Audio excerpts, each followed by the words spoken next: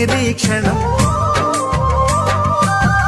అసలే ఒంటరితనం, అటుపై నిరీక్షణం, అరెరే పాపమని జాలిగా చూసే జనం. గోరంత గొడవ జరిగితే కొండంత కోపమా, నన్నుదిలి నువ్వు ఉండగలవ నిజం చెప్పవమ్మా.